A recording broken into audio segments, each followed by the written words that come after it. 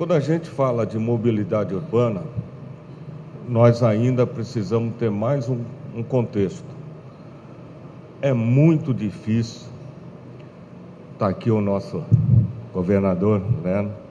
É muito difícil a gente replanejar, por exemplo, uma cidade como São Paulo. Precisamos abrir uma avenida. Tá bom. A necessidade está lá, mas qual o custo desta obra?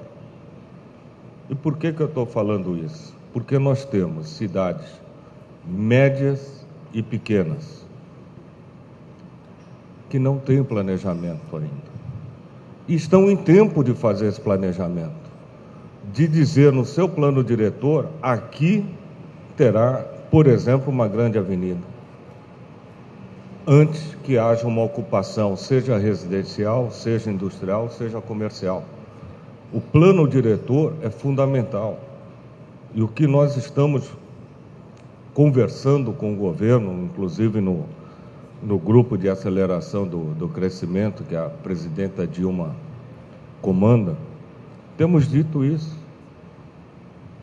As cidades que ainda não têm problema de mobilidade têm que se planejar, têm que fazer seu plano diretor, tem que ter uma adequação ao futuro. Algumas obras que foram feitas, por exemplo, foram feitas pensando em 10 anos, 15 anos. Gente, isso não é planejamento. Planejamento é muito mais tempo. Planejamento é muito mais avançado. E eu falo isso como Anfávia, e é um tema que muita gente considera, mas a Anfávia vai falar mobilidade urbana? Claro que eu vou. Por algumas razões, uma bem egoísta. Eu vendo caminhões e ônibus também, certo, Martins? Então, eu também represento ônibus, eu também represento caminhões. E quando se vai para automóveis, vamos deixar uma coisa clara. Os países que atualmente têm um transporte coletivo público eficiente, as vendas de automóveis não caíram, gente. As vendas de automóveis continuaram no seu ritmo normal. O que aconteceu nas cidades que nós, como Anfávia, defendemos para cá também? O uso racional. A integração dos vários modais de transporte. Essa é a nossa defesa. Eu tive a chance de conversar com algumas autoridades, por exemplo, quando a gente vê uma nova estação, ponto final do metrô, ser inaugurado, ser entregue ao público.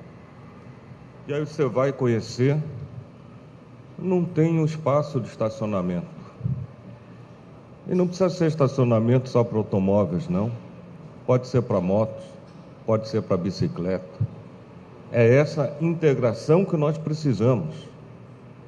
Grandes hubs de ônibus, transporte urbano de ônibus, também não tem estacionamento disponível.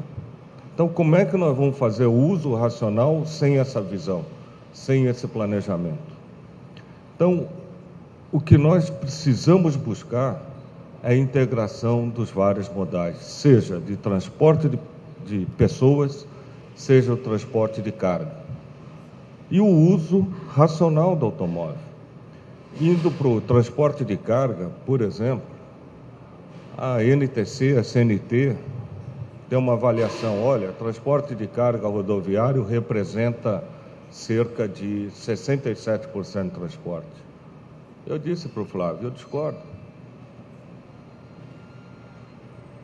Quais são os outros transportes? Não, tem o